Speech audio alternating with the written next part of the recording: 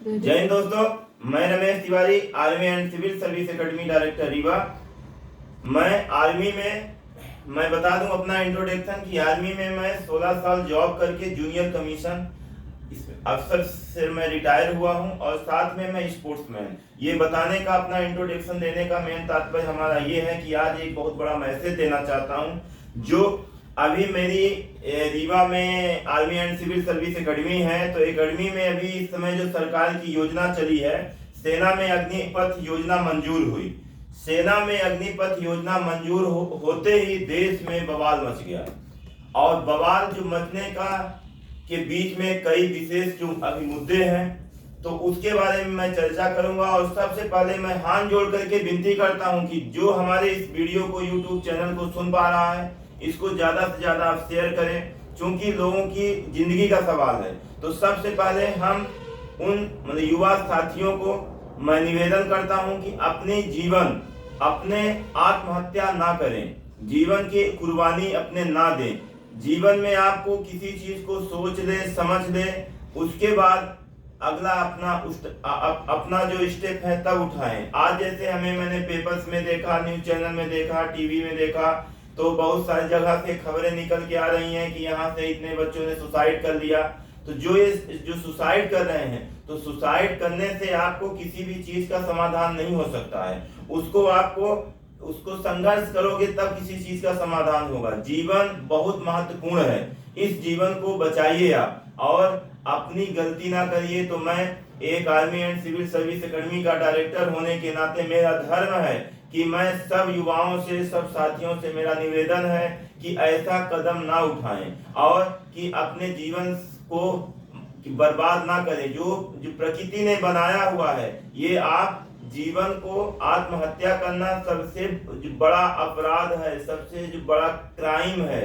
आप अपने आप में आपको लोग कायर कहेंगे। इसलिए दोस्तों, जो हमारे इस वीडियो को सुन रहे हो, प्लीज सेना में भर्ती होगे तो भी अच्छा है, नहीं होगे, जो सेना में भर्ती नहीं हुए हैं वो भी अपना जीवन जी रहे हैं। तो मैं थोड़ा सा जानकारी देना चाह रहा हूँ। अग्निपथ, जो सेना में अग्निपथ योजना जो मंजूर हुई है, इसके बारे में जानकारी देना चाह रहा हूँ कि 4 साल के लिए सिर्फ युवा जाएंगे सेना में, और उसमें 25% को गवर्नमेंट रेगुलर करेगी, 75% लोगों को वापस भेज दिया जाएगा। वापस भेजने के बाद उनका क्या कंडीशंस होगा, उस मुद्दे पे हम आपसे बात करते हैं। तो मेन मुद्दा आपका ये है कि ये योजना है, ये योजना जो आर्मी के लिए सही नहीं है। जहां तक मैं एक आर्मी में जॉब करके आया हूं, तो आर्मी के लिए सही नहीं है। जो भी सलाहकार हैं, तो मैं सरकार से निवेदन करता हूं कि सरकार से हाथ जोड़ के निवेदन करता हूं कि इन चीजों के बारे में एक बार और विचार कर लिया जाए, तब इतना जो है देश के लिए स्टेप उठाया जाए। इसके बहुत सारे फायदे तो बिल्कुल शून्य के बराबर हैं, पर घाटे बहुत ज्यादा हैं। घाटे इस प्रकार से हैं कि 4 साल तक कोई भी व्यक्ति अगर सेना में नौकरी करता है, तो उसको 6 महीना ट्रेनिंग ना के बराबर होती है। 17 साल का बच्चा जाएगा और जब तक वो उसके अंदर मैच्योरिटी आएगी तो रिटायर हो जाएगा। तो जैसे सेना की मेन जो होती है, जो जैसे इन्फेंट्री हो गया, आरटी हो गया, आर्मर्ड फोर्सेस हो गया, जितनी भी फोर्सेस हैं, इसमें अनुभव की जरूरत होती है। और अनुभव क्या है, 6 महीने में नहीं प्राप्त किया जा सकता है। जैसे मैं आर्टिलरी से हूँ, तो आर्टिलरी का हमारा अनुभव है कि हमारे जो सीनियर्स होते थे, उसकी ट्रेनिंग होती है। ट्रेनिंग होने के बाद जब बंदा यूनिट में जाता है, 1.5 साल की ट्रेनिंग करने के बाद, तब जा करके उसको 5 साल के बाद टेक्निकल इवेंट में जाके शामिल किया जाता है। 5 साल तक उसको सिखाया जाता है यूनिट में, तब जाकर के वो देश के लिए एक सैनिक बन पाता है। तो सैनिक बनने के लिए मिनिमम 5 साल चाहिए एज। तो 5 साल की नौकरी का अनुभव जब तक नहीं होगा, तो सैनिक सही ढंग से नहीं बन पाएगा, उसको अनुभव नहीं होगा। तो इस वजह से मेरी अपील है सरकार से कि इस योजना के बारे में उसमें विचार किया जाए और इसको जो हमारी जो पहले की योजना है उसको चलाया जाए। और साथ में दूसरा घाटा ये होगा कि जब बच्चे 4 साल के बाद आएंगे, तो जैसे जो सेना में 15 साल के बाद जो प्रीमेचर होते हैं, रिटायर होते हैं, अगर उनको जो, अब मैं सर्वे के आधार पे आपको बता दूं, सिर्फ 2% ही लोग नौकरी कर पाते हैं, 98% लोग बाहर भटकते हैं। जब जिनके पास 15 साल का अनुभव है सेना में नौकरी करने का, उनको प्राइवेट सेक्टर में कंपनियों में जॉब नहीं मिल पाती है, तो ये 4 साल का जो बच्चा नौकरी करके आएगा सेना में इतना काम है कि सेना में अगर 24 घंटे की ड्यूटी है, जो ये सेना में बताया जा रहा है बच्चों को कि आपको ग्रेजुएशन करके भेजा जाएगा, तो ग्रेजुएशन तो ठीक है आपको मिल जाएगा, अभी भी ग्रेजुएशन सेना में मिल रहा है, तो उस ग्रेजुएशन की वैल्यू नहीं होगी अगर आप सिविल में आते हो, सिविल में फाइट करोगे एग्जाम, तभी आपको नौकरी मिल पाएगी। तो उस ग्रेजुएशन का कोई मतलब नहीं होगा। और साथ में जब सेना में 4 साल युवा नौकरी करके आएंगे, बाहर आएंगे, तो सेना की सारी जानकारियां मिलेंगी। जब वो बेरोजगार होंगे तो इससे आतंकवाद का खतरा ज्यादा हो सकता है, एक मेरा अनुभव है। और दूसरी बात, जो रिटायर्ड पर्सन 15 साल नौकरी करके आए, जैसे अभी मैं मध्य प्रदेश की बात कर दूं, मेरे पास मध्य प्रदेश का अभी जो उसमें पुलिस का जो भर्ती हुआ है, तो मध्य प्रदेश पुलिस में तो यक्स सर्विसमैन के कोटे से फॉर्म भराया गया है, और जो मध्य प्रदेश में ही यक्स सर्विसमैन कोटा नहीं दिया गया है, ना के बराबर दिया गया है। 10% सेंट्रल गवर्नमेंट से अलॉट है कि 10% भूतपूर्व सैनिकों के लिए कोटा रिजर्व किया जाए, उसमें भी नहीं रिजर्व हो पाया है। अब क्या उम्मीद लगाई जाए कि जो 4 साल बच्चे आएंगे और 4 साल के बाद उनको कोई भी योजना का लाभ मिल पाएगा। इसलिए भारत सरकार से मेरा निवेदन है कि इस स्कीम को, इस पे विचार करे सरकार, और इसको सही ढंग से ट्रायल करे, इतनी संख्या में भर्ती ना करे, पहले वाली भर्ती चलने दे, और उसके बाद कम से कम बच्चों को भर्ती करके आगे ट्रायल किया जाए, क्या योजना सेना में सक्सेसफुल है। अगर सक्सेसफुल है तो इस स्कीम को आगे लागू किया जाए। बट जैसे विदेश नीति से ये लागू किया गया है, विदेश में, हिंदुस्तान में सबसे बड़ा चीज ये है कि हिंदुस्तान में, अपने देश में इतनी ज्यादा आबादी है कि ये चीज लागू नहीं हो सकता है। इसलिए लागू नहीं हो सकता है कि यहाँ पे आबादी बहुत ज्यादा है, लोग गांव में, यहाँ पे गांव में लोग जो गांव के युवा हैं, गरीब हैं, उनके पास इतना पैसा नहीं है कि वो पैसा देके प्राइवेट सेक्टर में जाके पढ़ाई कर लें। पर अब भारत की हालात ऐसी है कि गांव के जो सरकारी स्कूलों की हालात इतनी खराब हो चुकी है कि उसमें पढ़ाई नहीं होती है। अब लोगों के पास क्या ऑप्शन ही नहीं बचा है। ऑप्शन क्या नहीं बचा है कि सेना में अब 4 साल से बच्चे सेना की कर रहे थे तैयारी, उनका रातों रात जो है तो मोराल डाउन हो गया, उनका जीवन के सपने टूट गए।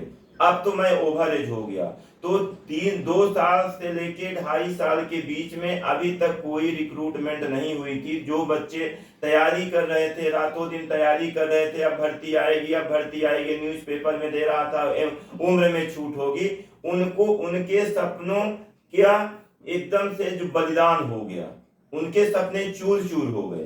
तो मैं सरकार से निवेदन करना चाहता हूं, और सरकार के जो सलाहकार हैं उनसे मैं निवेदन करना चाहता हूं कि इन चीजों पे विचार किया जाए, और देश की युवाओं को उनको अवसर दिया जाए, सही मार्गदर्शन दिया जाए, जिससे कि युवा आत्महत्या करने से जो बचे, मतलब युवा अपराध करने से बचे, सही मार्गदर्शन हो। पहले की सिस्टम इतना बढ़िया था, देश, इंडियन आर्मी, भारत की आर्मी इतनी मजबूत है कि वर्ल्ड की कोई आर्मी भारत की आर्मी से टक्कर नहीं दे सकता है। इसलिए नहीं टक्कर ले सकता है क्योंकि उसको पता है कि बंदा एकदम मजबूती के साथ, यूनिट जो रेजिमेंटल होता है वो परिवार हो जाता है। नाम के लिए लोग अपने हंसते हंसते प्राणों का बलिदान दे देते हैं, पर जो बंदा 4 साल के लिए जाएगा देश की सेवा करने के लिए, उसमें परिवार और यूनिट की स्पिरिट नहीं होगा, क्योंकि उसकी ट्रेनिंग नहीं होगी। कहा है कि खून, जब पसीना बहता है तो खून जो उसमें बचता है। 6 साल में जवान क्या पसीना बहा देगा, क्या उसको अनुभव होगा आतंकवादियों का, आतंकवाद से कैसे मुकाबला कर लेगा। कारगिल युद्ध में आप रेशियो उठा के देख लीजिए, जितने भी 2 साल 3 साल 4 साल जिनकी नौकरी थी वही शहीद हो रहे हैं।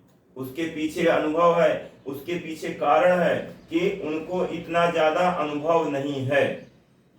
सेना के बारे में जितनी ज्यादा नौकरी करते जाते हैं, सेना की ट्रेनिंग होती है, ट्रेनिंग के बाद कोर्सेज चलते रहते हैं, कोर्सेज चलने के बाद जब सेना का 5-7 साल नौकरी जवान कर लेता है, तब जाके उसके अंदर मैच्योरिटी आती है, तब यूनिट उसको जवाबदार वाला काम देता है, तब जाके उसको रैंक मिलता है, लेफ्ट नायक, नायक, फिर हवलदार, फिर बीएचएम, बीएचएम के बाद फिर मिलता है नायब सूबेदार, सूबेदार, ऑर्डिनरी कैप्टन, और मतलब ऑर्डिनरी कैप्टन तक उनको रैंक मिलता है। ये बहुत सारी बातें हैं। फिर इसमें बताया गया है सेना के बारे में कि आपको हम 30,000 रुपए इसकी सैलरी होगी, 32,000 होगी, 36,000 होगी, 40,000। पैसे वाली बात नहीं है, बात है सिक्योरिटी की, जीवन की सिक्योरिटी की। हर बंदा सेक्टर में, गवर्नमेंट सेक्टर में इसलिए काम करना चाह रहा है कि उसको उसके जीवन की सिक्योरिटी हो और उसके परिवार सेफ रहे, इसलिए गवर्नमेंट सेक्टर में काम करना चाह रहा है।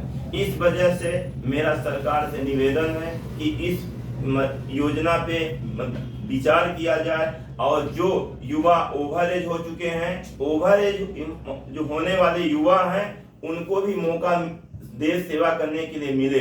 रही बात लोकल यूथ में, अगर आपको सिखाना है तो बहुत बड़े एनसीसी कैडेट है, एनसीसी कैडेट को आप सिखा सकते हो, एनसीसी लेवल पे आप ये छोटी छोटी ट्रेनिंग आप दे सकते हो, तब जाकर के और जो युवा हैं उनको भी सपोर्ट मिल जाएगा और देश एक ऊंचाइयों पे जा सकता है। तो मेरा निवेदन इस प्रकार से है कि आप जो इस हमारे YouTube चैनल को सुन पा रहा है, उस से मेरा जो यूथ है, युवा है, कोई भी यूथ आत्महत्या ना करे, उसको सारी बातों के समझें। अभी सरकार के पास टाइम है, सरकार आना फना में ये फैसला ले लिया है, सरकार इस पे विचार करेगी। तो भाइयों, हमारे वीडियो को सुन पा रहे हो, प्लीज आप अपनी जीवन को बर्बाद ना करें। जीवन बहुत महत्वपूर्ण है। उस माँ से पूछिए, उस बाप से पूछिए जिसका बेटा चला जा रहा है, उसके ऊपर तुम तो चले जाओगे, आत्महत्या कर लोगे, पर तुम्हारे माँ बाप के ऊपर क्या बीतेगी? वो सो नहीं पाएगा, खा नहीं पाएगा, उसका जीवन नर्क हो जाएगा। अपने माँ बाप के लिए, अपनी जमीन के लिए, अपने भारत माता के लिए आप ऐसा काम ना करिए। सुसाइड करने का फैसला छोड़ दीजिए मन से। एक दिन इंसाफ होगा। अगर आप सत्य में आप मेहनत कर रहे हैं, आपकी मेहनत कभी भी बर्बाद नहीं होगी, ये मेरा अनुभव है। मैं सेना में एक जूनियर कमीशन ऑफिसर था, मैं 400 में गोल्ड मेडलिस्ट हूं और प्रेजेंट टाइम में मैं इस समय रीवा एथलेटिक्स का, इसमें रीवा जिले का कोच हूँ, एथलेटिक्स कोच हूँ मैं। तो मेरा अनुभव है कि मेहनत की, कभी भी मेहनत करोगे तो आपकी मेहनत बेकार नहीं जाएगी। आप बिल्कुल डेडिकेटेड होकर के भगवान पे विश्वास जो करके, जिस गॉड को आप मानते हैं उस पर विश्वास करके आप अपना पढ़ाई करिए। आप शिक्षा के स्तर को ऊपर करिए।